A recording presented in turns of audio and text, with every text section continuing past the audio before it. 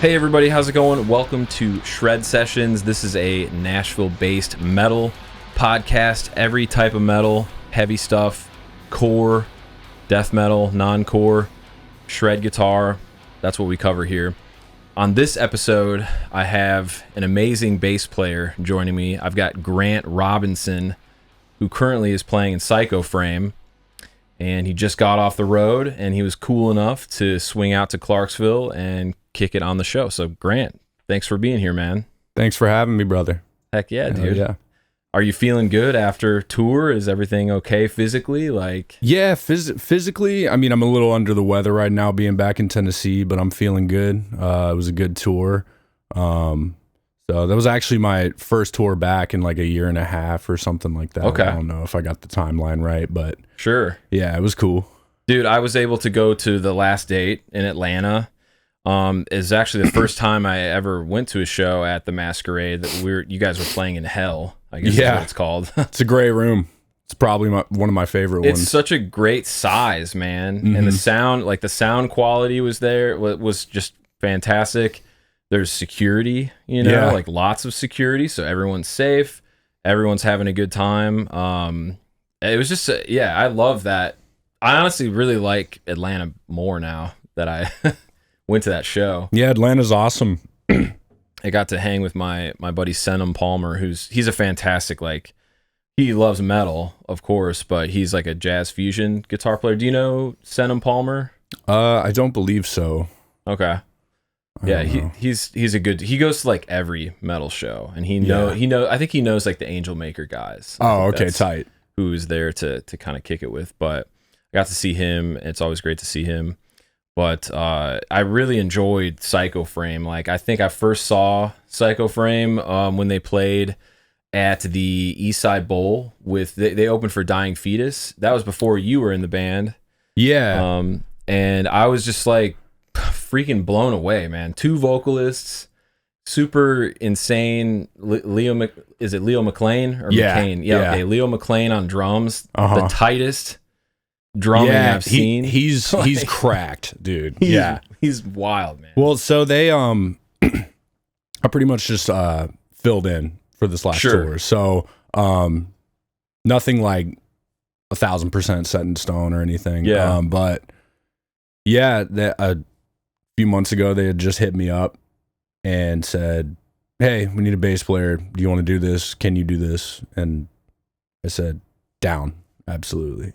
So yeah, it was a really cool experience. I just appreciate them having me. And it seemed like everybody was hella locked in. It was just, you guys were tight, man. Like it felt real good, Yeah, you guys were super tight. Hell yeah. I mean, walk us through the process of how they did your name just get passed around to some of the guys in the band, and they were like, you got to get Grant in the band. Like, how did that work out, man? I'm not exactly 100% sure. I just so I've played in a few other bands, and I think it was just a matter of, hey, we need a bass player who can do this, I got tagged under a couple of things. I don't know if that had anything to do with it, but it was a matter of other people in the industry being asked the question of, oh, well, how's this guy? Mm-hmm. And, and then it just naturally just happened. I think it was just maybe them just putting feelers out, and and I just pretty much just got to work and started ripping away. So what's the process like learning a set like that, man? Like how do you like isolate the bass like with a computer program? Like did you just learn by ear? Like how do you do I'm that? A huge tabs guy. Okay. That's like my shit. Mm-hmm. So I go by numbers. I love doing the number thing. It can be difficult to hear bass guitar in, super technical deathcore that's tuned down to fucking, drop Z, basically. You know what I mean? Well, so a bunch of my previous bands were well, not a bunch, just a couple, but they those were tuned to like drop F and below. So the band that I played in before this was double drop D. Oh my gosh. So it's like Did you tune your bass string down to double drop D? Yeah. Did you have to get like a super heavy gauge? Like, yeah, I think I did like a 170. Oh my gosh, I like my shit a little loose. I don't know. There's a lot of like finesse that goes on with my, I guess, playing, like fingers and pick. For sure. But yeah, like I said, I'm more of like a tabs guy. I like to learn by numbers. But hey, pull that mic down just a little lower. I think it might be like blocking your lovely face there, man. Hey, that better? Yeah, I think so. Yeah, you're rock good and now, roll. man. Yeah, so I pretty much just opened up the tabs on a tablature program, and then just go measure by measure. And sometimes that could take, it's really funny because like for Psycho Frames music, it was like, okay, I got to get a feel for how I'm going to do all of this. So, and this happens with every single band, or anything that I'm learning. It'll take me longer for the first like couple of songs that I'm learning. Mm-hmm. But then when it comes down to, okay, I got 5 more songs I got to learn. This is going to take me forever. At that point, once I nail down the first one or the first 2, it's like, okay, I got a system now. Because you're in that world now. You got the tuning down. You've got kind of some of the patterns that they maybe gravitate towards. Now it's just plugging it in. Yeah, pretty much. Just do that for every. Yeah, it's a lot of just like figuring out what the default is, if that makes sense. Yeah. That's kind of with everything that I've ever been a part of bass wise. That's kind of how I operate. So did they send you tabs, or did you tab it out yourself? Like, they sent me tabs. Okay. Yeah. So you just measure by measure, just like looping stuff until you get all the riffs. Pretty much. Gotcha. Yeah. And what tuning does Psycho Frame play in? Drop G. Drop G. Yeah. Okay. So you're playing. I saw you had a like Fender 5-string jazz bass. What made you roll out with a bass like that? Man, Fender is, I in my opinion, they make the best basses. Okay. I mean, that's a personal preference. Sure. Like for everything, it's so universal. Yeah. Like you can play any style of music, and I mean, it's a household name for a reason. Yeah. When I was like, what do you guys tune to? It's Drop G. Oh, you mean I get to play my Fender? Yeah. I was like, instead of some crazy like long scale some thing. 6-string Ibanez or something like that, where I'm just like, here we go again. Okay. Yeah. Wow, man. So it's very kind of new. Not a lot. I don't see a lot of people ripping deathcore music on a Fender, but yeah, I see a lot of Dingwall. I played those basses before, and I understand why guys like them. I mean, the multi-scale thing is cool. Dingwalls are great. Man? Dingwalls are great. I've never owned one. I almost did, but I don't know, man. Call me a classic guy. Yeah, just like my Fender, man. Yeah, I thought it looked cool, man. Yeah, that's awesome. It looked like more hardcore in a way to not see you playing like a super modern instrument. You know? Yeah, exactly. Yeah, that's kind of that design has been out since the 50s, right? You know? Yeah, and I think there's something about the design of those basses, whether it be a P bass or a jazz bass, that there's a sound that people are used to hearing on like thousands of recordings that it just makes it more familiar. And maybe they're able to identify like, oh, that guy's playing bass, you know, like your average music fan. You know, they really get it instantly by looking at it. And I know Psycho Frames music is crazy, so like, it was fun to play.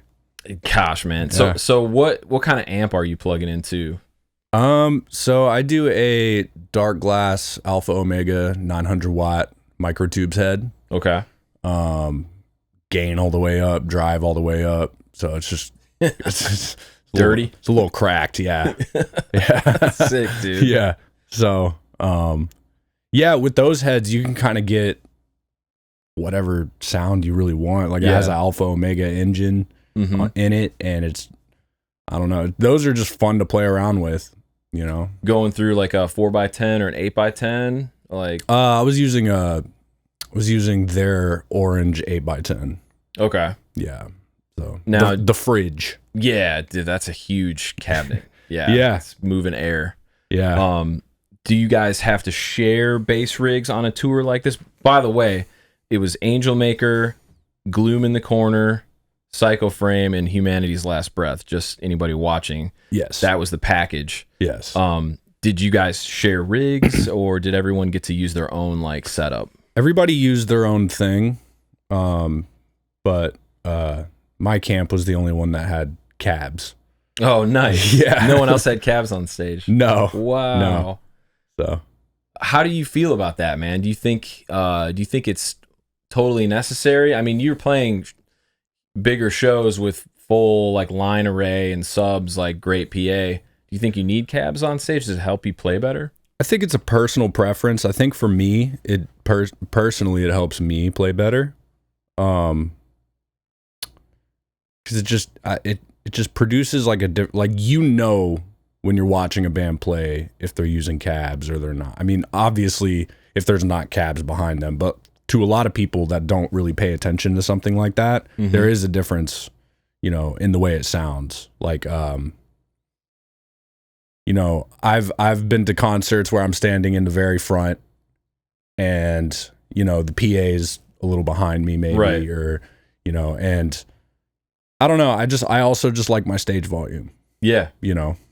I like it too, man. Yeah. And we weren't on ears or anything either. So yeah, that was going to be my next question. Cause like pretty much all the bands that I saw that night had like, backing tracks kind of augment their sound, and Humanity's Last Breath had it's like watching some kind of dark film or something. They're unfold. Scary. Yeah. Just the different, like there's choir and like just beautiful sounds. Does Psycho Frame play to a click, and do you guys have backing tracks? I think Leo was playing to a click. There were backing tracks, but other than that, everything's pretty bare bones. Pretty low tech. Yeah. It was essentially like just playing in a hardcore band. Yeah. Pretty much. Yeah, it was awesome. But you guys are so tight. That's the thing that's mind blowing, man. Like, yeah. Excuse me. Yeah, I think that band has hired some really good players. Yeah. So like people that are well versed in playing technical music and kind of just know how to keep like individually everybody in the group just knows what their job is. Yeah. And so that was a really good experience to be a part of. Dude, it sounded awesome. I mean, we were geeking out over Leo's kicks, with there's a drummer named Pat who plays in a band called Sunmancer. They're like an Atlanta metalcore band, great band. They've been on the show as well. But I was standing next to him and he was just like, dude, he's so clean. He's so accurate. Yeah. And he's doing a lot of doubles and a lot of like really fast stuff. Yeah. But it's not like just going for a run for 25 seconds. Nah. It's like really like sporadic and intersperses a lot. I think the thing that I love about Psycho Frame is the tempo changes. Yeah. And it just makes the breakdowns and the different grooves hit really hard when that that time changes, and it's very chaotic, to listen to. But Leo, he's completely locked in. I think everybody is super, super locked in. I was a big fan, still am, but when they first dropped music, I was like, oh, this is what I want deathcore to sound like. Yeah, dude. Yeah. Do they call themselves deathcore? Do they accept that title? Cool. Absolutely. Yeah. So when I got contacted to do it, I was like, are you kidding? That's awesome. Yeah, absolutely. Yeah, that's amazing. Yeah. Yeah. No, I was stoked to see, like, because they're a relatively new band. I was stoked to see them open for Dying Fetus. Yeah. And the crowd reaction was like, I was like, okay, these guys, they're writing songs that make people want to do stuff. You know, like they want to express, fans want to express themselves and move and pit and do, and their music is such a great conduit for that. And some of the most violent lyrics too that I think I've ever heard, which I guess that's, You know, it's like a horror film. Listening to a horror film, and I listen to a lot of the stuff when I'm like out running and jogging and stuff. So I was just like, man, this is really intense music. This is wild. Like, yeah. And to see it live it's really the two vocalists, which that can, I feel like, crash and burn and be really whack. Yeah. Or it can be really cool. And like each guy, unfortunately, I don't know their names. You can fill me in on that. But, oh yeah, Mike and Coulter. Mike and Coulter. Yeah. Now, which guy does the lower kind of stuff? The guy with the shorter hair? Yeah, it's Mike. That's Mike. Okay, and then Coulter does more of like the kind of black metal screams. Yeah, like the higher register. Yeah, just that, and then they trade off almost like how rappers would, you know, at a rap concert. And then they do stuff together. And it's like this like perfect stack of just like extreme vocals. It's incredible. Yeah. So, well, what do you think, man? Do you think they're gonna ask you back to tour again, or like? I'm not completely sure. At this point, you know, I'm just you're a free agent. Right? I'm a bass player, man. Yeah. So I just you know, I go gig by gig, tour by tour. Yeah. You know, so, yeah, I look at these things as jobs, you know, and that's kind of the way that I look at it. I don't want to say like too much about like each individual band that I've played for, because, you know, at that point I'm just, you know, just playing the part, you know, if they need a bass player, because I'm not, you know, in the group or anything. So it's a matter of, oh, you guys need a bass player? Hello. And that's kind of for everything. So, yeah. Now, do you want to be in a band and write songs and do more creative stuff like that? Or do you like kind of where you're at now, like playing tours and playing in these bands? I kind of like where I'm at now. I would love to get back more on the writing side of things, but man, that gets difficult sometimes. You know, finding the time to, because, you know, I work a job when I'm home. Sure. And, you know, I kind of have to set aside time for things like that, and I get distracted really easily. So, you know, a lot of times I need to be in a room with somebody else, or a couple of other people that are like-minded musically with me, that, you know, where I can just pick something up and just like, oh, what about this? Or, you know, because a lot of metal music doesn't influence me to create metal music. It'll be like something completely different. Like, I don't know, pop music or country music or something. I'll just get some idea while I'm driving and I'm like, that would be really cool. But as far as right now goes, I kind of just like what I'm doing right now. Cool. Just doing the work. Hey, you need me to play bass? Yeah, I could do that. Yeah. That's awesome, man.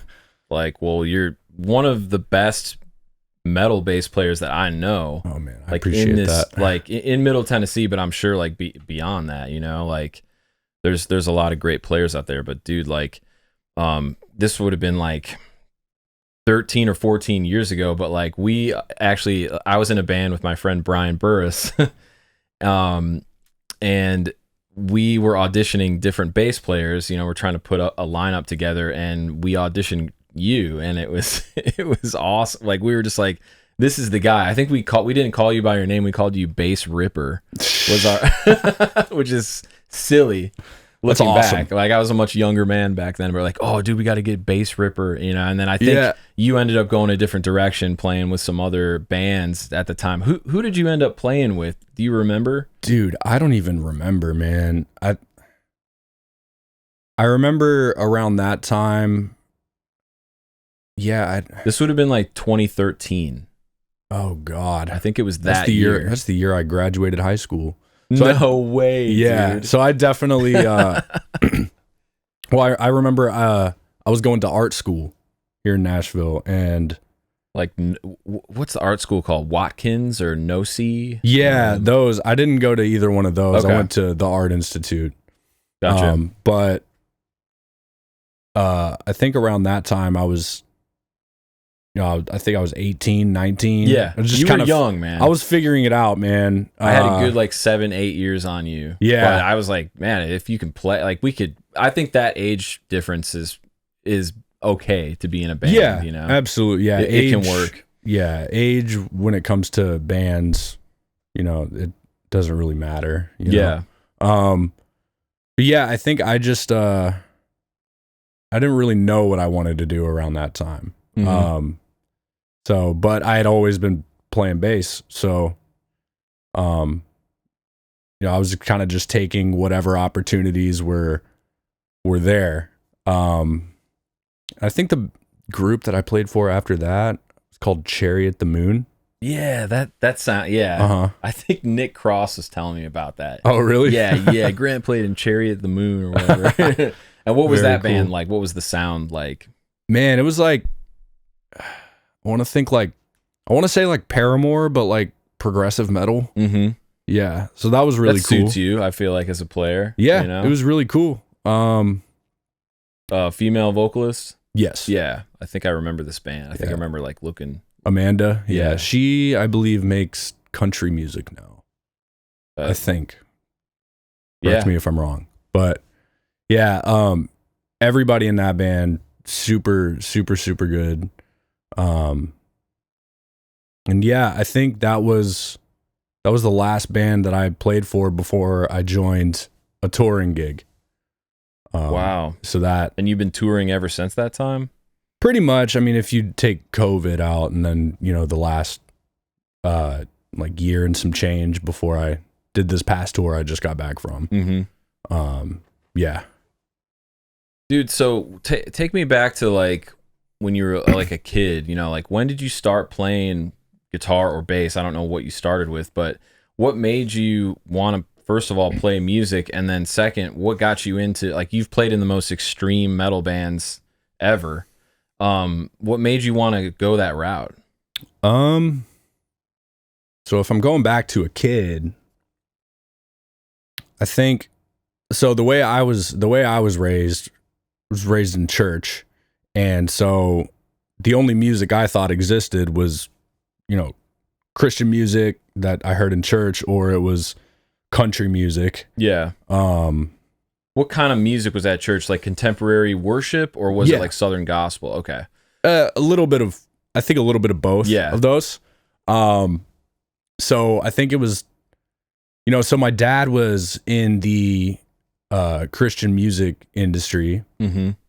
So I one of my early memories was there was a lot of like Christian rock bands and like, oh yeah, there was a whole industry of Christian rock and metal. Yeah. Yeah. So he would bring home like a stack of CDs, and I had my portable CD player, and I was just like, what is this?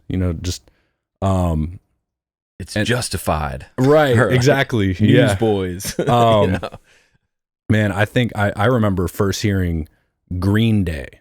Oh, dude. And I was like, what? Like, this is crazy, and my like 9-10-year-old brain was like, this is the best band ever, Yeah. So that really influenced me. Then it was bands like, Blink-182 and you're getting into more of the secular stuff. Yeah. Were you allowed to kind of venture out on your own and listen to like, I guess like secular radio or like MTV, or were your parents like pretty like cautious about you like looking at that stuff? They were pretty cautious at first, and then with the internet and right. LimeWire and all that stuff. Yeah, so it was like, I think it was kind of hard to. The thong song was a big turning point for I think a lot. It's like, geez. So yeah, I remember getting into that stuff, and then I think, it was around. I go by grade, not age, so that's fine. Let's go to like 6th grade, where I'm discovering a little more harsher stuff. Like, I remember my dad being like, oh yeah, this is, check this out. And I think like, as kind of just like, listen how crazy this is. This band is just screaming on a song. And it was this. I'll never forget the song. It was called "In Regards to Myself" by Under Oath. Yeah, dude. Yeah. And I heard that, and I was like, okay, that, like, whatever that is, like, it's like, it was, you know that feeling where it's like, you hear something and you're like, okay, someone did it. Yeah. It's like something you can't really explain, but got into that. And then there was that, era of just like a bunch of like, bands that were screaming that had like harsh vocals, but they were on like Christian record labels and stuff like that. Yeah. Like I discovered like Norma Jean. Yep. The Chariot, Maylene, Sons of Disaster, like that whole kind of era. Yep. And then I'll never forget getting on MySpace and discovering Carnifex and oh my gosh, dude. Suicide Silence, Whitechapel, all the all the old awesome deathcore stuff that we all know and love. But Despised Icon. Jeez. Yeah. Dude, that's like, did that stuff like scare you as like a kid growing up in the church? Like no. You have like a belief system that you like subscribe to, or like that you follow rules, and then you come across Carnifex on MySpace. Like what kind of thoughts are in your head like as a kid? Well, I was always like honestly a super like kind of rebellious kid. So like when I first heard that stuff, I was like, hell yeah. That was like this is it. Yeah. So I mean, I pretty much latched onto it immediately. So no, it didn't necessarily scare me, but I think, with a lot of people I grew up around and,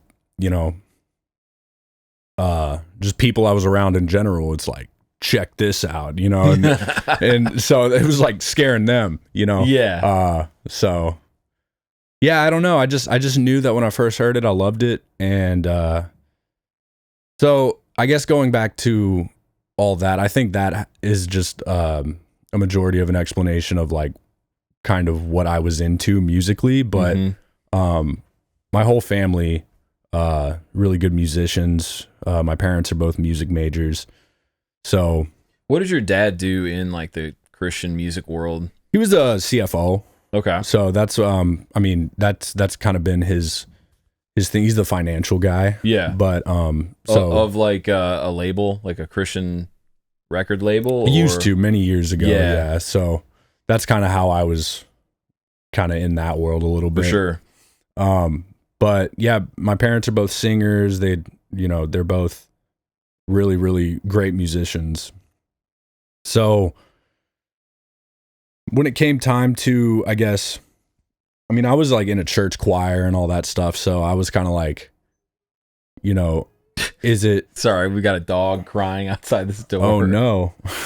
She wants to come in here, probably. If it continues, I can... Wants to be included. We'll boot her out, yeah. No. Wants to be on the show. No worries. I love dogs. Keep going, man. Yeah. So I knew that I wanted to play guitar when I was like 9-10 years old or something like that. And so I got a guitar for Christmas and like a Squier Stratocaster.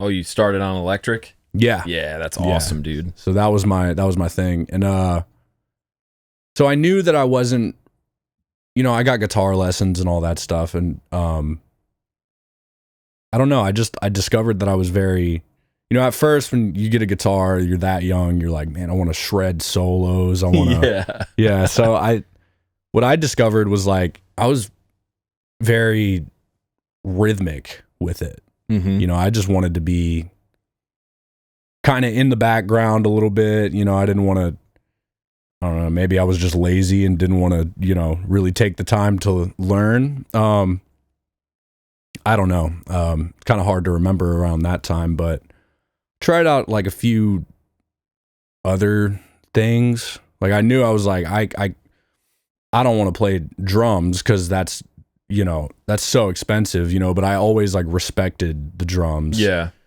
So heavily. It was always like the first thing that I'd hear in music, obviously. Mm-hmm. But I never really understood what the deal was with bass. because I was like, oh, it's just an instrument that's like probably it's easier than guitar, you know. Like you know, my kid brain couldn't fathom what was so cool and important about a bass guitar. And I think it wasn't till high school when I started going to a lot of heavy shows, that I started meeting a bunch of other people that were into that, and they were like, yeah, we're trying to put a band together, you know, we need a bass player. And I'm like, oh, well, that's easy, right?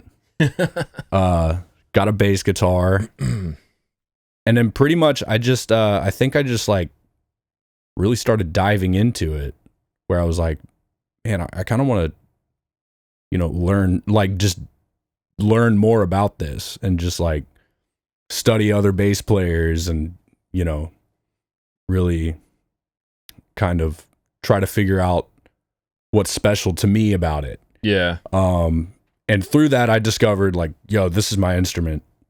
I don't know. I can't really explain it, but and yeah, that's when I really started like hearing, you know, bass and everything, and like it's like a blessing and a curse, because you hear something and you're like, you know, a lot of people just hear the vocals, or they just hear the drums, they, you know, or whatever it is. Like I'm cursed with the I just hear bass. I just hear the bass and the drums, and that's like, you know, what I go by, and then everything else comes after for me.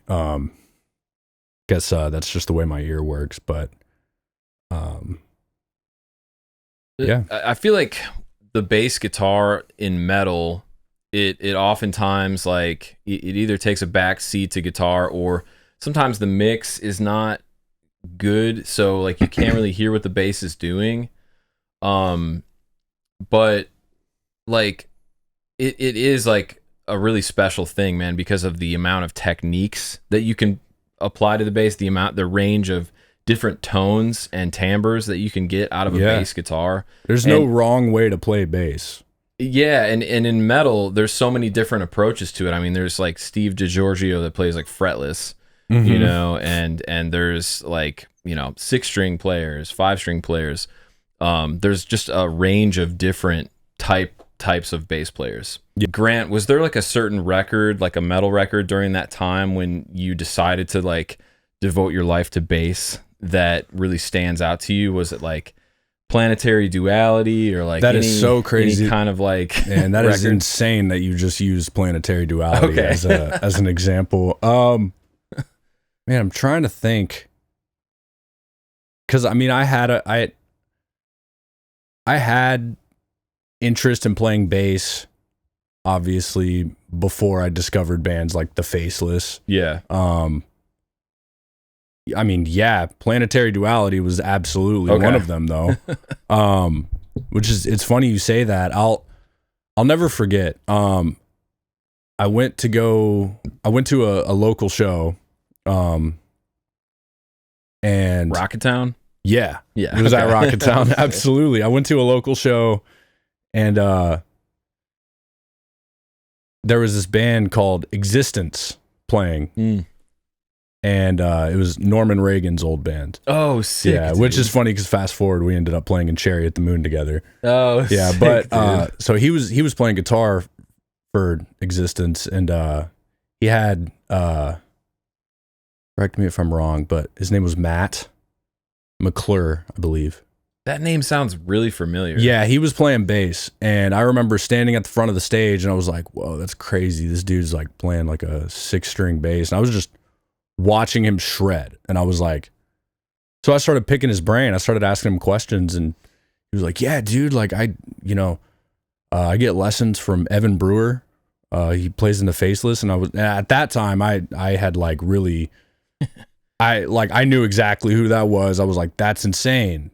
How'd you meet that guy? You know, my young high school brain was like, dude, I was in college when that came out, and I like have, but his solo album. No, Planetary Duality. Oh, Planetary Duality. You know, and I had been to a couple concerts around that time. I think I saw like, I'm from Chicago, so like went to like a Veil of Maya show or something, and like in between bands, Planetary, Duality. Yeah. Like everyone was listening to that record. I remember like going through the Starbucks drive-through, getting an iced coffee, and like just freaking jamming that shit. Yeah. You know? Well, it was also to go back to certain records that, you know, influenced me to really take bass seriously. It was definitely like Between the Buried and Me, Colors, Yeah. and Alaska. Yeah. You know, great records, man. yeah, just listening to those and really going back and being like, okay, now that I like can kind of pick apart what's what.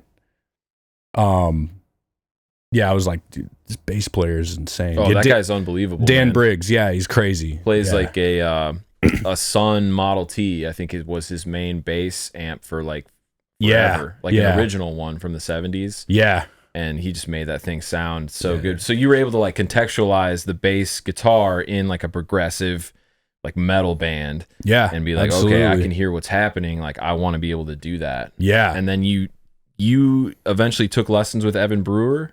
Like, around that time. It was funny, yeah, because I remember Matt saying, yeah, Evan Brewer lives in Hendersonville, which is where I'm from. Mm-hmm.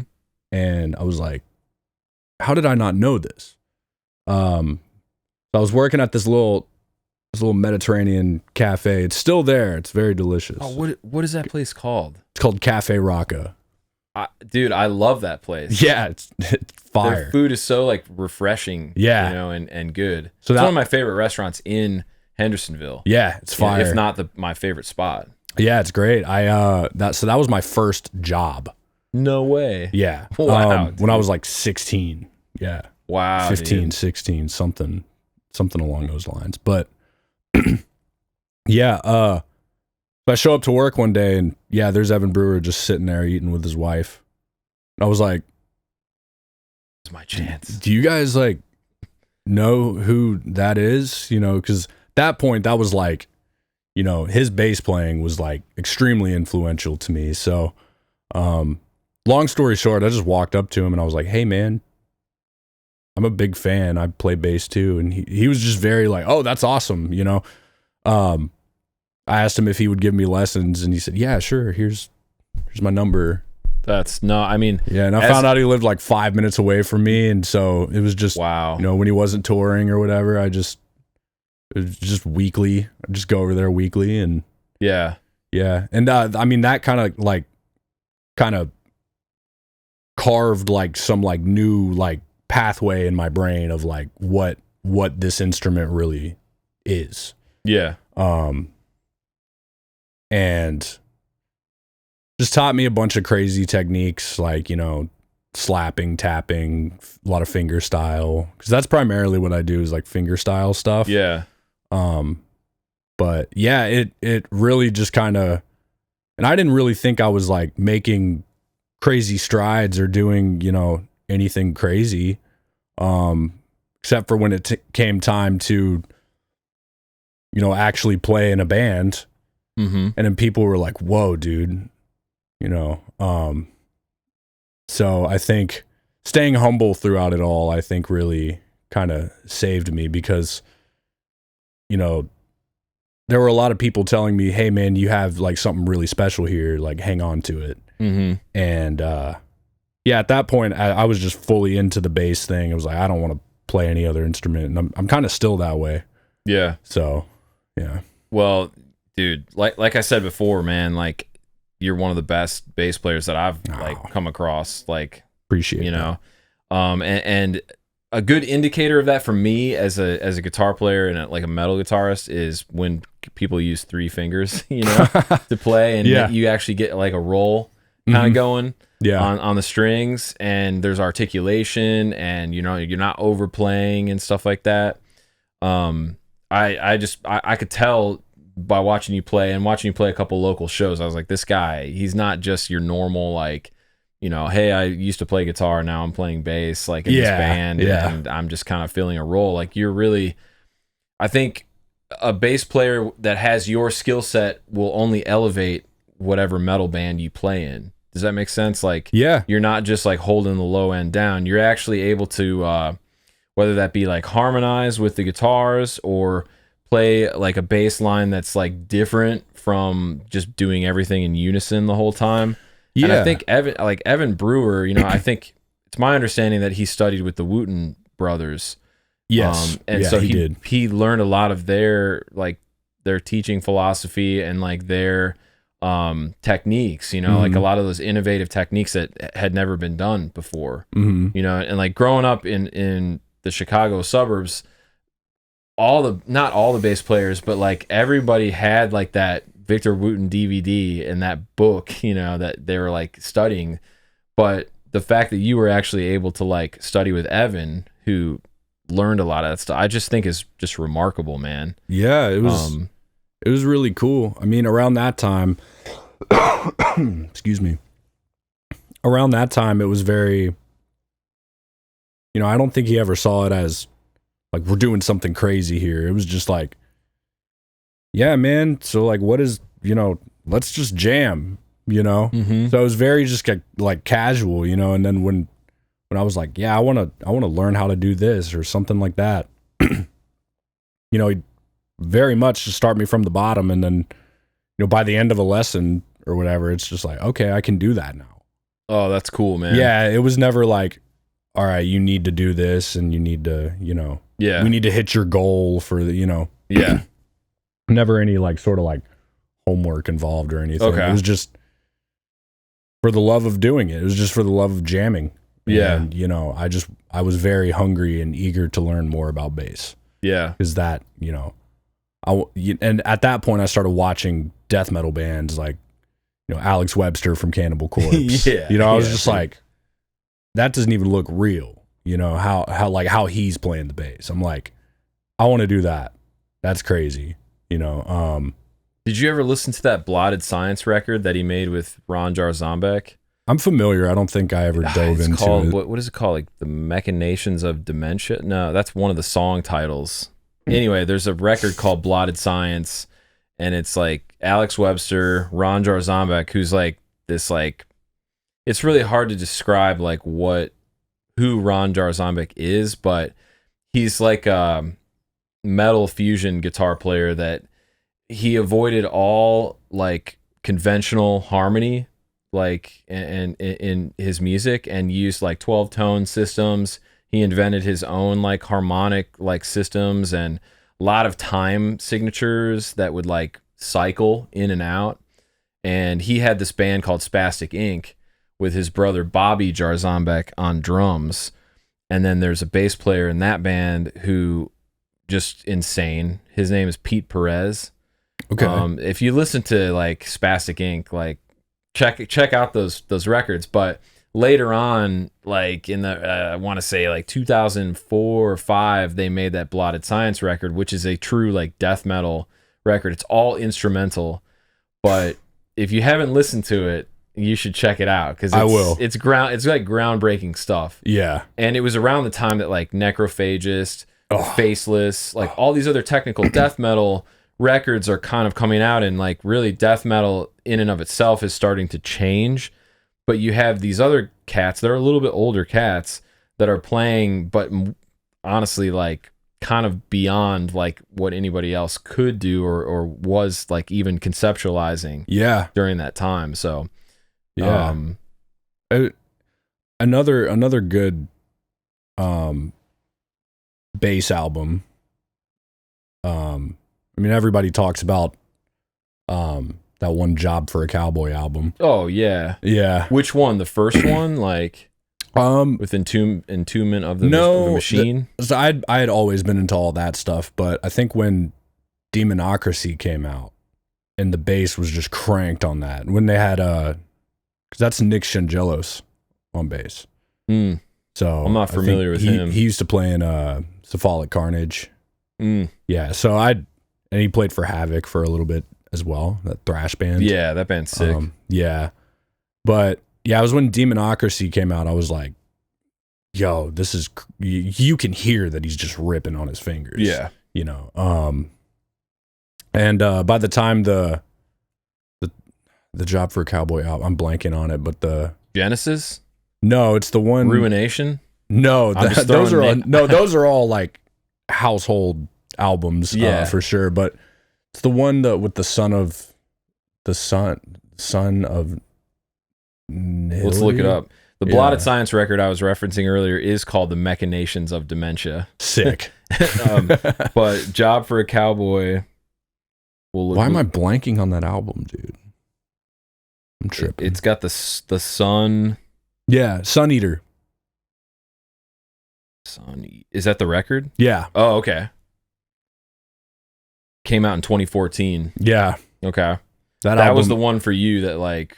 Well, it was Demonocracy, really, Okay. at that time, but absolutely Sun Eater was like, you know, and like where, like, essentially, like, I mean, when bass becomes like, kind of like, because bass is its own thing, but for a band to really, like focus in on that, really, like, kind of changed my whole perspective. Well, let's be honest, like the bass guitar on a lot of metal records is like tracked by the guitar player, you know? Yeah. Which you probably think is kind of crazy, you know, being someone that's so committed to the instrument, but a lot of metal is done that way. And then live, a lot of the time the bass is just ran through tracks, you know? Yeah. A lot of deathcore bands are doing that, including the band I play in. There's not a lot of us left. So I just think it's awesome. Like, I just think having a skilled bass player in a metal band is just going to elevate what you're doing, you know, especially if you have other techniques down, like fingerstyle techniques. Like, I saw you doing a tapping thing with the guitar player when in Psycho Frame they had a tapping part. For sure. Like, there it is. You know? Yeah. I was kind of waiting for that. I was like, when's that going to happen? Yeah. Tapping can be a little, I don't know, because in my opinion, like, I don't ever really see the need to like slap and tap and all that stuff, because I don't know, a lot of it for me, bass is it's very much like when to hold back, when to not play, when to, because the way I see it, it's like, you know, you got guitar, and then you got guitar, you got drums, and there's this, the guitar is almost just like this bridge that goes in between it. Yeah. The mid-range. Yeah, it's very much like but also highs, you know. Right. It's a rhythmic instrument. So when it comes to like me playing in a band, I don't want to, hey, look what I can do.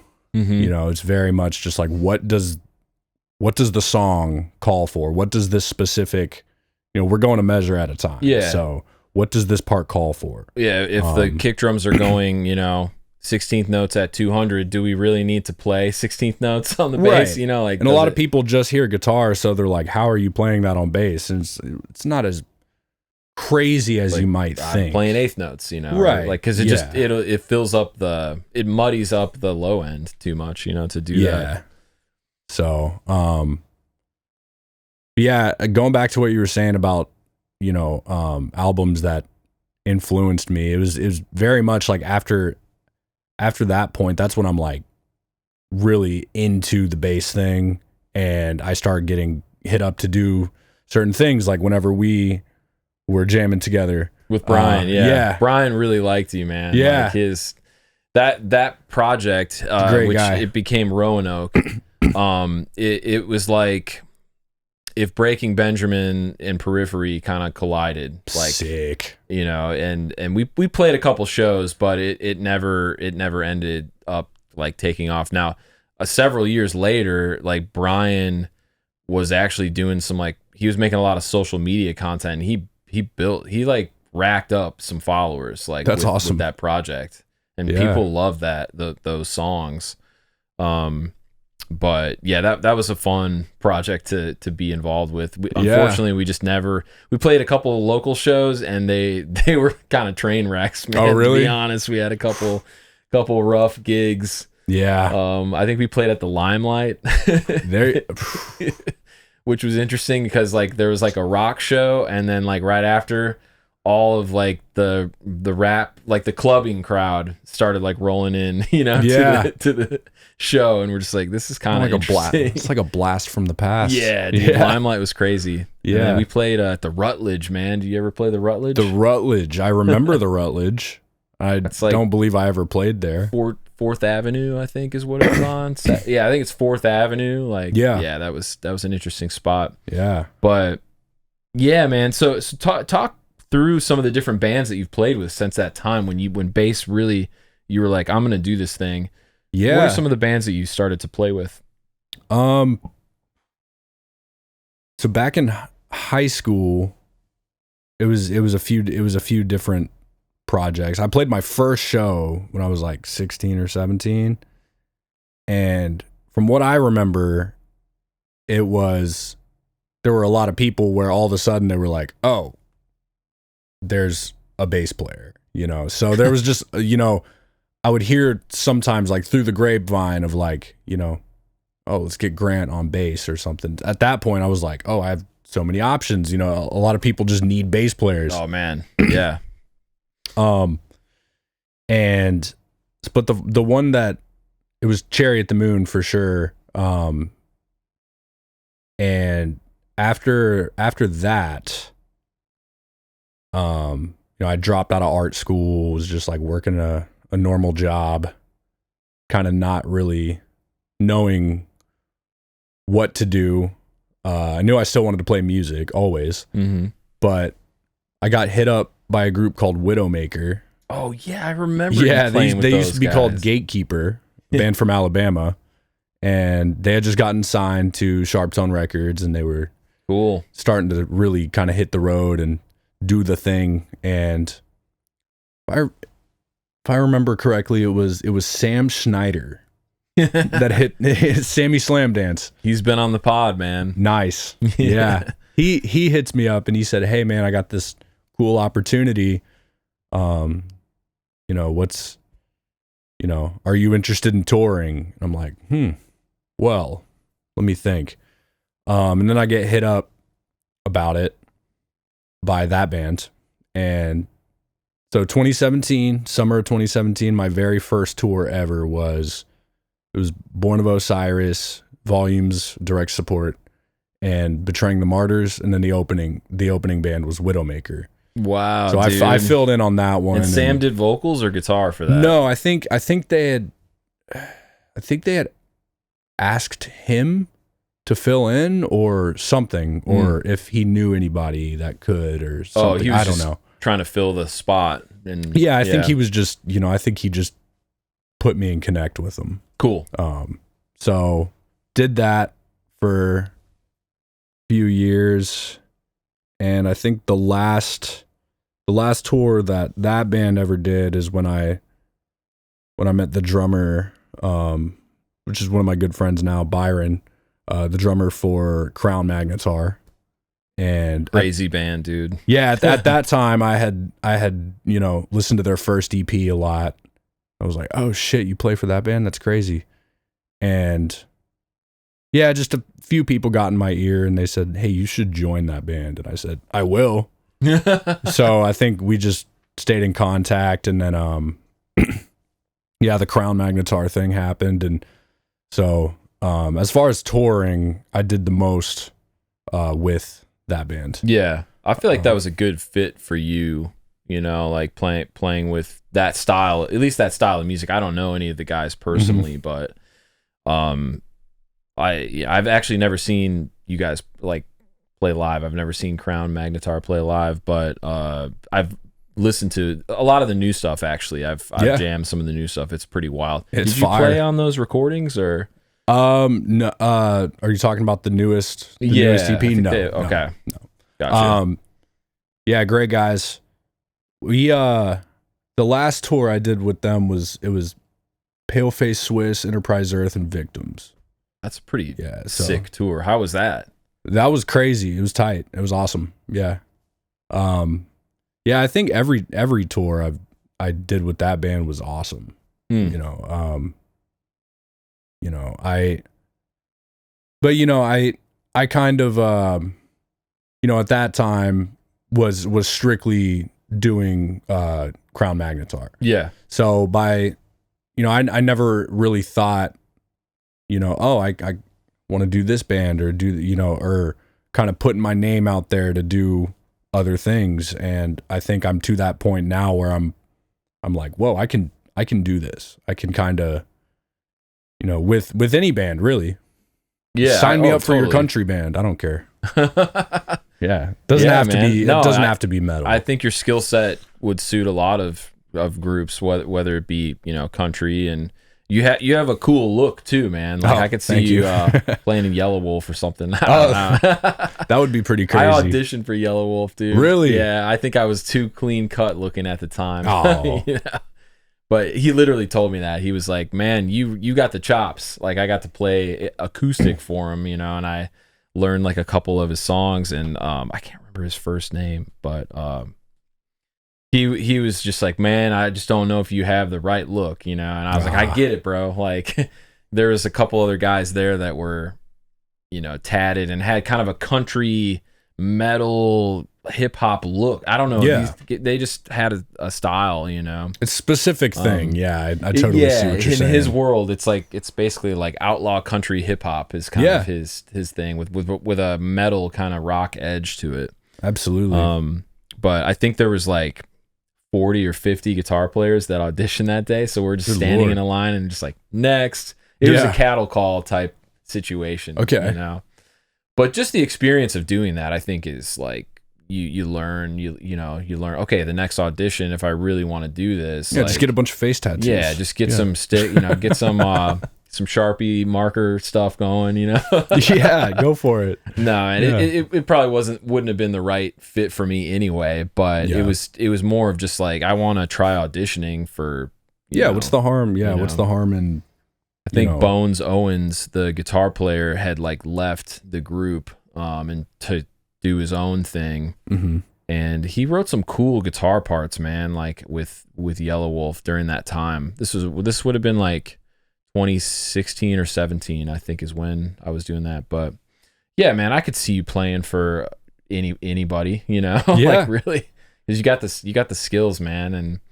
And I feel like in Nashville there's maybe an excess of guitarists and seems to be that way. Need for like solid bass players and drummers too. I find a lot of my drummer friends get gigs a little bit easier than guitar players, but they still need guitar too, of course, But have you ever played any other styles other than metal, like on the road, or done any like as far as on Nashville the road stuff? As far as on the road, it's pretty much just been deathcore bands. Yeah. Yeah.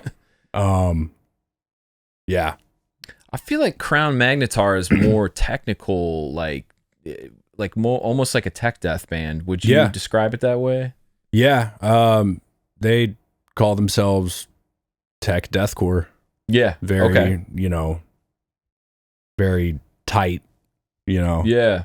kind of all over the place, but still, kind of traditionally deathcore. Yeah. Yeah.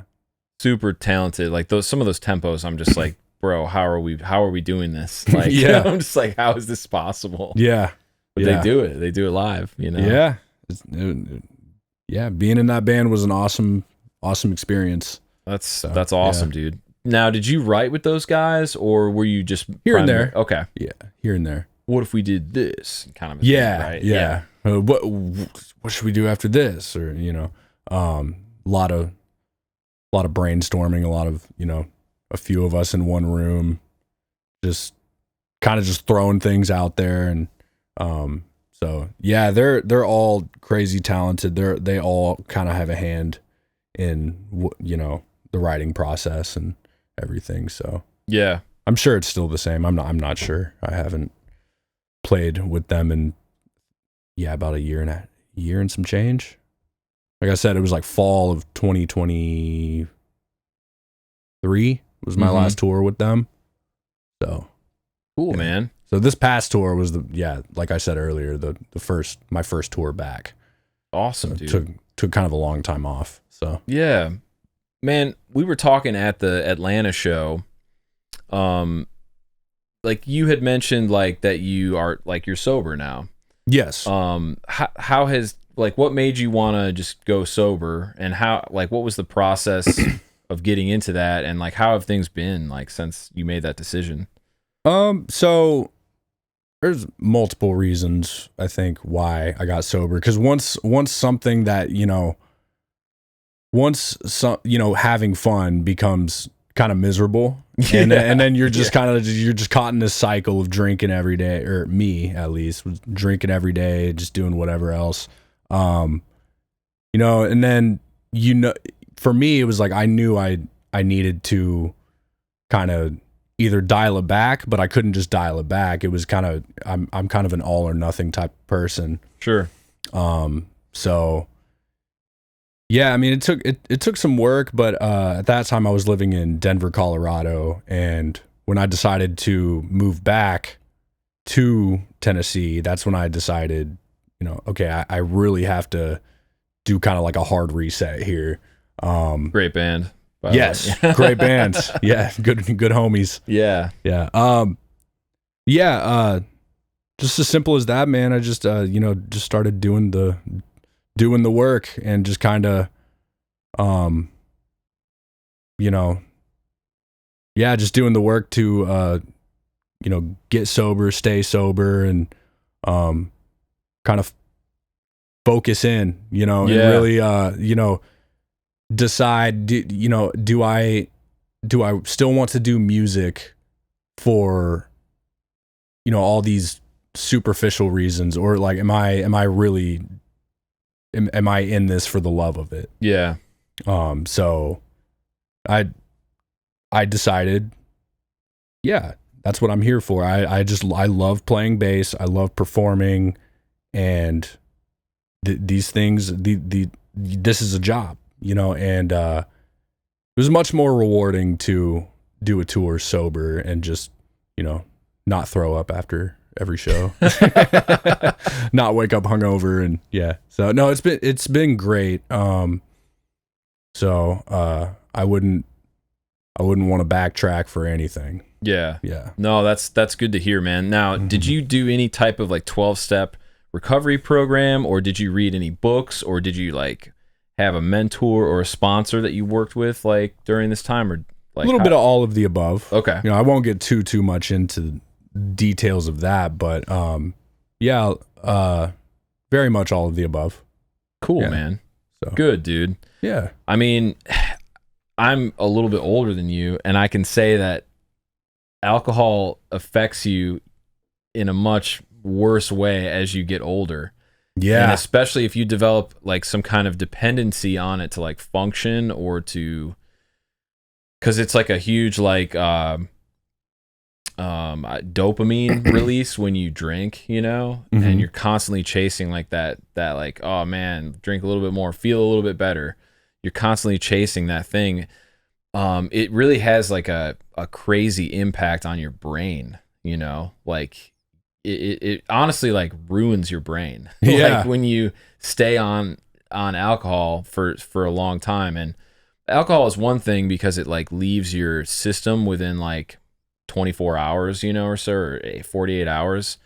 Your body like processes it, but like weed, marijuana stays in your system for like a couple months. Yeah. And like I've even heard people say like, I don't want this entity in my body for that amount of time, because marijuana impacts your brain as well, and it literally shapes how you think, and so does alcohol. So have you kind of noticed a shift in your own thinking around like that now that you've like stepped away from that stuff? Yeah. I think it just, everything's just a little, my brain takes a molehill and forms it into a mountain. A lot of overthinking, a lot of, microscopic little, rabbit holes in everything. Yeah. But it, me being clean and sober really just, it's a lot of practicing keeping things as simple as possible. Just being like, oh, this is just what it is. And, feelings come and go, and sometimes you have to just feel things. Dude, that's the hardest thing, man. Yeah, and you can't run away from it. Dude, sitting there in the pain of a situation or something someone said, brutal, or just confronting your life head on, it freaking sucks, dude. Yeah, a lot of it is trying to lose the ego that human beings just naturally have. Yeah, it's very difficult.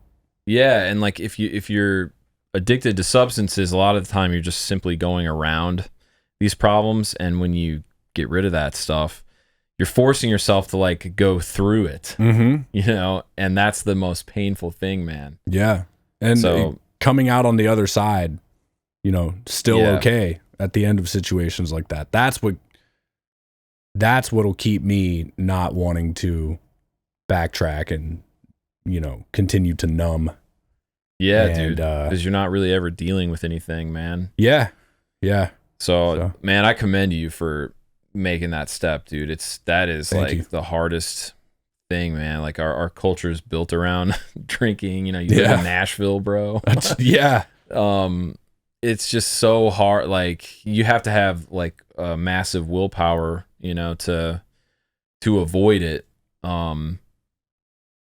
But yeah, dude, I'm really proud of you, man. Like thank you. That's like, I think more people in the scene should make that choice. And like, let's be honest, we're playing some of the most technical, like physically demanding music ever. So if you keep drinking until you're age 40, I like you would be done, man. You wouldn't physically be able to, in my opinion, go up there and play stuff like Psycho Frame or Crown Magnetar. You know what I mean? Like, I just don't see it happening. Yeah. And there's been other guys that have substance abuse problems. Like, I'm not saying you had a substance abuse problem. That's for you. That's your story to tell. Totally. But like, there's other musicians that I'm aware of in our scene, that have those problems, and they literally had to stop playing music for several years. And like, I'm happy to hear that some of these characters are back, in the scene,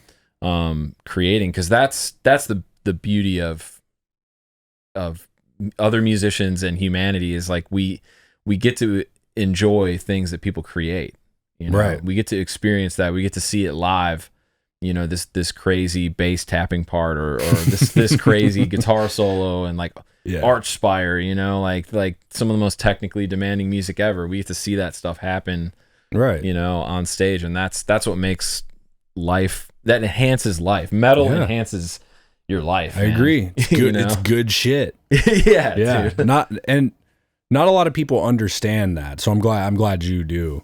Like not a lot of people hear metal music and they're like, oh, this is unlistenable, and it's like, well, that's the point. Like, if I didn't have this, I'd be in prison. Exactly. I like, it's the perfect like release, man. Like, in my opinion, my favorite thing, like as I've gotten older, is just running and listening to extreme metal, because it like matches the pain that I'm putting my body through, and I'm also processing the music, because I'm a very like I guess ADD person, so it's hard for me to just like sit down and listen to a recording. So most of my listening is like in the car or like when I'm running. And so like I have like some powerful memories listening to the Sanguinary Impetus by Defeated Sanity while running, and like different breakdowns hitting, and just like, just powerful stuff, man. Grant, on the most recent tour with Angelmaker, what were some of your favorite dates from the tour? Like what fans went off the most, do you feel like? Oh man, in different cities. Worcester, Massachusetts, the Palladium. Okay, that's like an iconic venue, right? I was just dodging feet the whole time. Oh my gosh, it was awesome. Like stage diving or crowd surfing? Okay, both. A lot of that. Austin, Texas was awesome. Come and Take It Live, the venue. Trying to think. mean, those were definitely two highlights for me. There was this one venue that I had never played before, Electric City, I think is what it was called, in Buffalo. Plus, Buffalo, New York. Yeah. Plus, when I was there, I had an overload of buffalo wings. It was amazing. Yeah. Buffalo wings and Buffalo, baby. Oh, dude, can't beat it. Was it like a local spot or was it a chain or? No. Are you talking about wings? The wings, or the venue? yeah. Oh, if we're talking wings, let's go, dude. No, we went to a spot called Gabriel's Gate. That was really good. I don't know if that's like a chain or anything. I don't know, but really good buffalo wings. And I went to some sports bar after we played, just right across the street from the venue. Mm-hmm. It was called Bada Bing. So good. Yeah. Bada Bing. Yeah. So a lot of buffalo wings. I had wings last night. I kind of go for the honey sriracha situation if they have that, or just classic like spicy buffalo sauce. Yeah. But they can be hit or miss at some places, man. So like, yeah.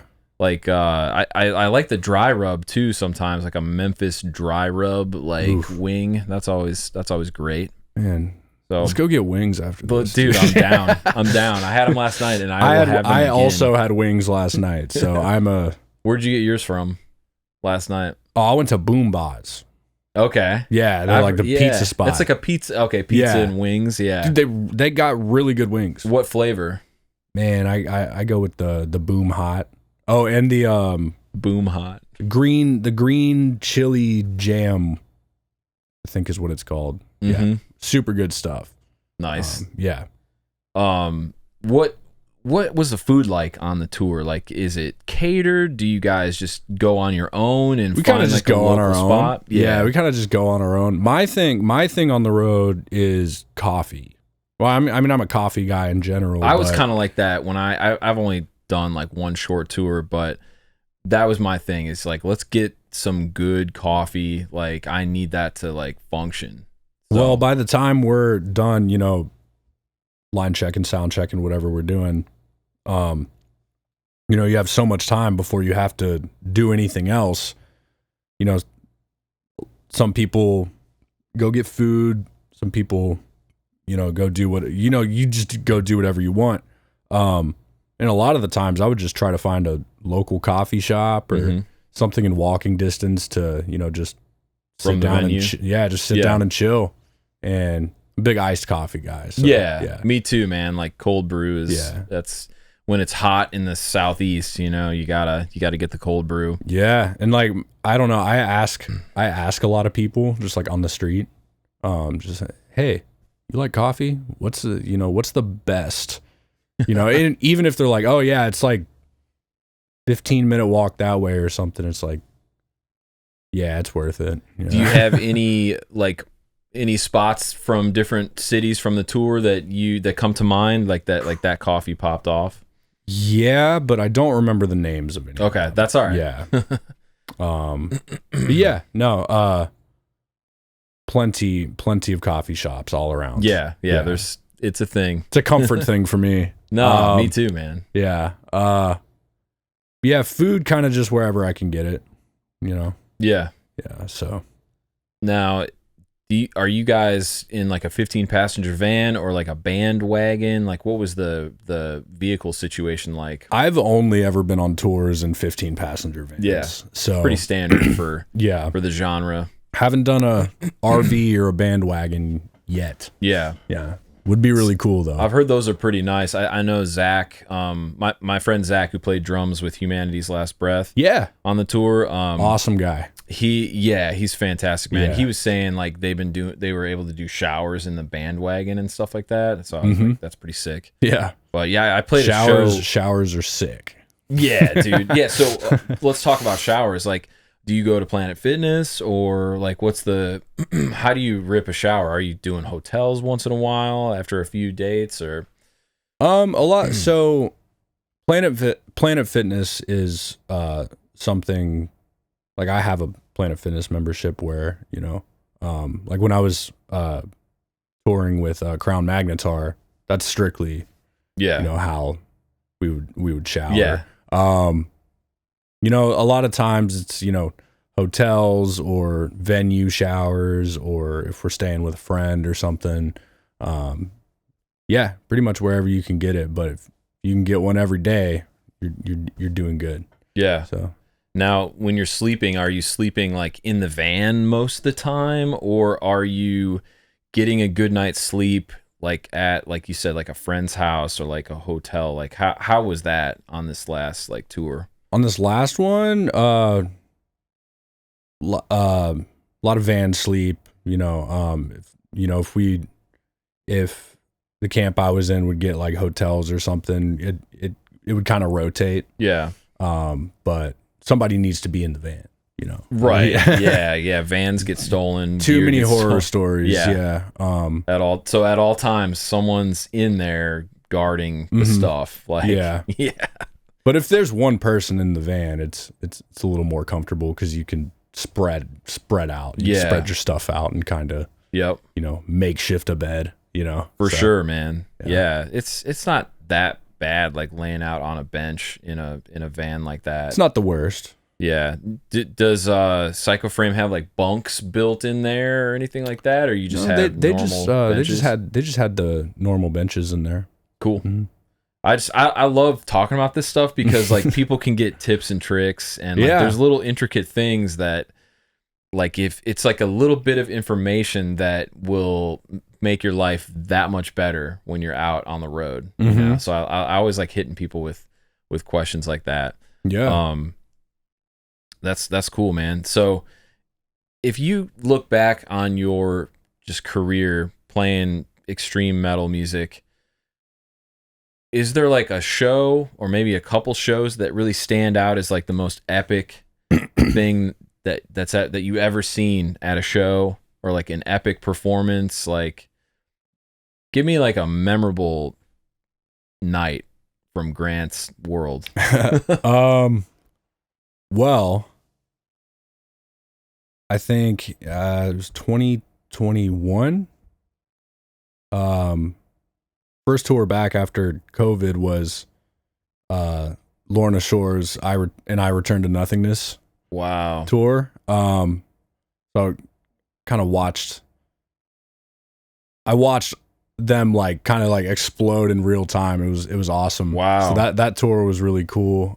Just like new metal fans coming out, or like new faces, like people like, this is my first metal show. Or like, upgraded venues, like, you know, cool. And then you know, some venues just like overselling the venue. Wow. Like just like, you know, you look on the wall and you see like, oh, here's the capacity number, and it's like,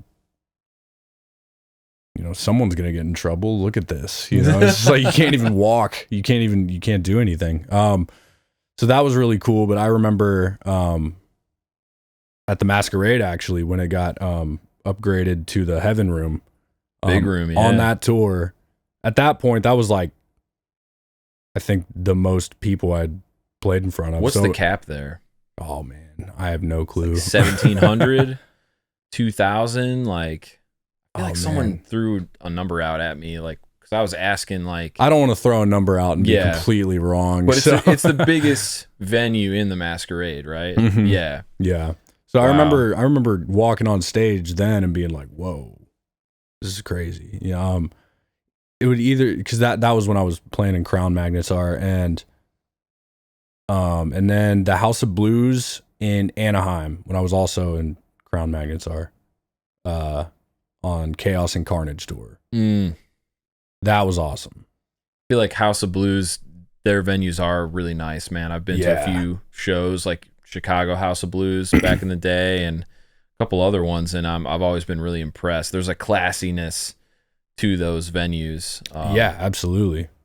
Yeah, that's sick, man. So I think, those was it was definitely awesome. And we got to play New England Metal Fest one year, and 2023. And I got to see like Lamb of God. So that was really cool. Sick, dude. That band's crazy, man. Shadows Fall. Yeah, the OGs. Yeah. Man, the New England Metal Hardcore Fest is like awesome. You know, it's just like so many it's like, I think it's like 3 stages total. Wow. Yeah, so you just see a bunch of bands you've always wanted to see. I love that. When everyone's in the same place, man. It's like, oh, I'm going to catch this set at 2 p.m., and then I'm going to go over here and watch these guys. Yeah. The festival thing is sick, man. One of the craziest ones that I went to when I was younger was Gigantour. You ever hear about Gigantour? I don't believe so. Okay. I mean, this is like 2005. Oh, so okay. I saw Symphony X. They played like a small stage. Okay. That was sick. Leather pants, like just ripping. Michael Romeo, like sweep arpeggio. Just that guy's unbelievable, man. Tight. Like super awesome live. So I saw that. Saw Dillinger Escape Plan with like Chris Penny on drums, like their original lineup. Mm-hmm. And Greg Puciato climbed like a 40-foot like truss, and I was like 17 at the time, so I was just like, what am I even looking at right now? Like, I'm seeing a guy like way up in the sky, but my brain back then was like, well, this is part of the show. Everyone knows he's going to do this. Mm-hmm. But like, I don't think like the venue staff or anyone working was like aware of like that he was going to do that. Yeah. And then they destroyed all of their cabinets at the end of their set. That's awesome. And like Ben Weinman was like jumping up on top of the cabinet until it disintegrated underneath him. Ben like is nutty. That was like, I think that was like around the time when that was like one of their first big tours, like for that band. So they were like, they came out guns blazing, like we're showing people who we are. Yeah. That's awesome. And then I saw Dream Theater and then Megadeth all on the same day. Yeah. That's awesome. Yeah, it was unbelievable, dude. Love it. Like Megadeth had like flames and fire and what do they call it? Pyrotechnics. Yeah.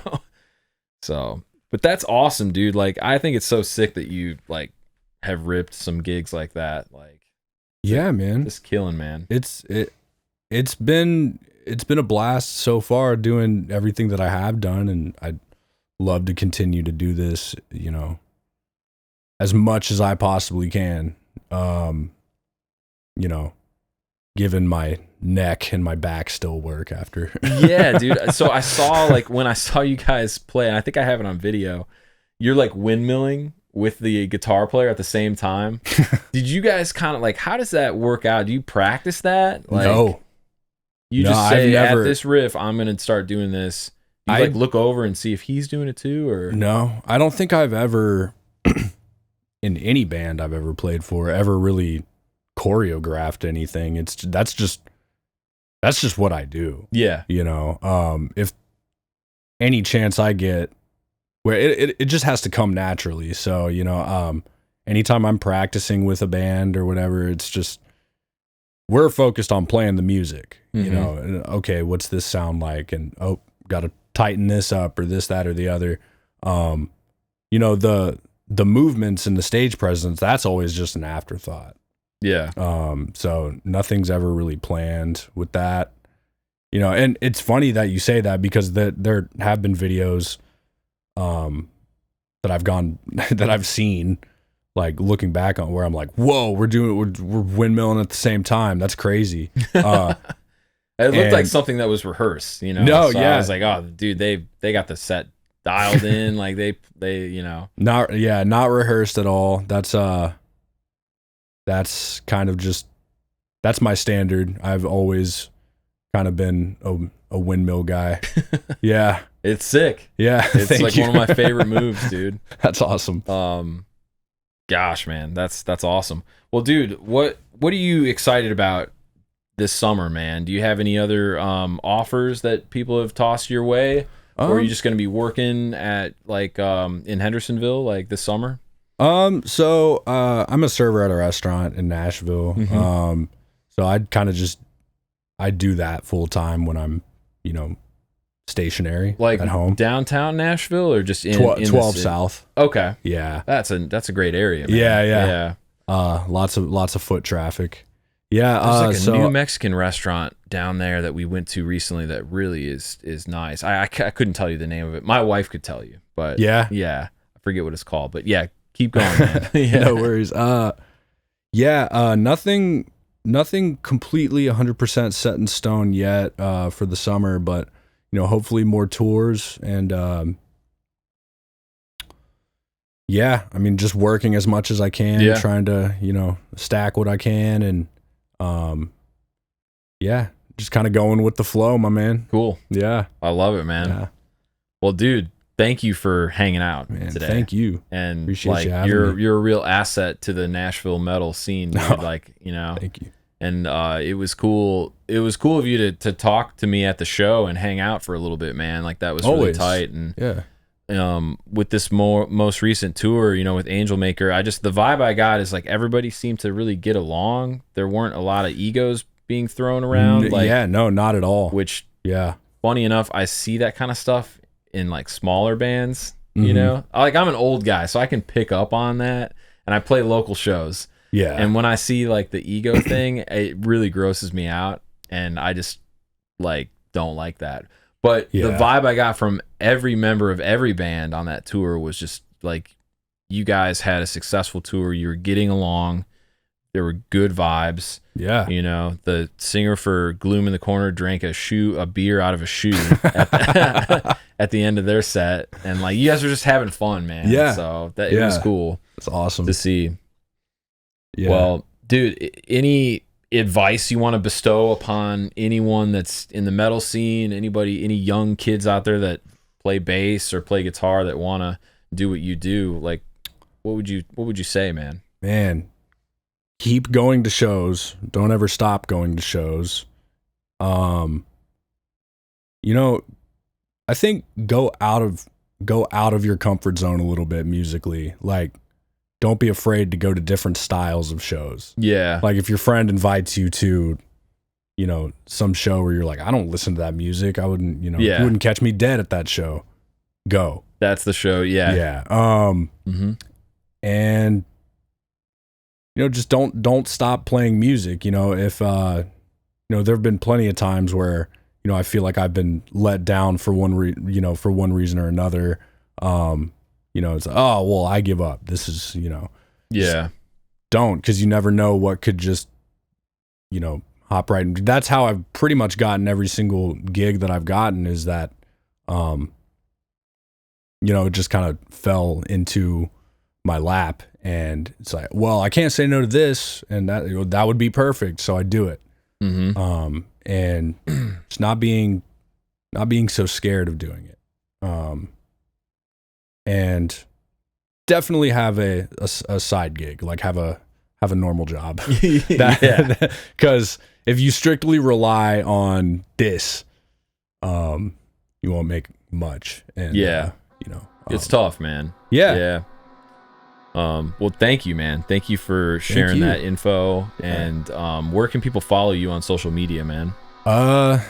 Instagram is Grant M. Robinson. You can find me there. Easy enough. Yeah, I pretty much just give that one out. I mean, I got a Facebook too, but just Grant Robinson there. There's probably a million other Grant Robinsons there. So. If anyone needs a great bass player, possibly the best bass player in the scene, hit Grant up. He's awesome. So I appreciate you. Thanks for hanging, man. Yeah, thank you, man. I appreciate you having me. Seriously. Of course, man. It's been a blast. Yeah, it's been great. All right, Shred Sessions number 20. There it is.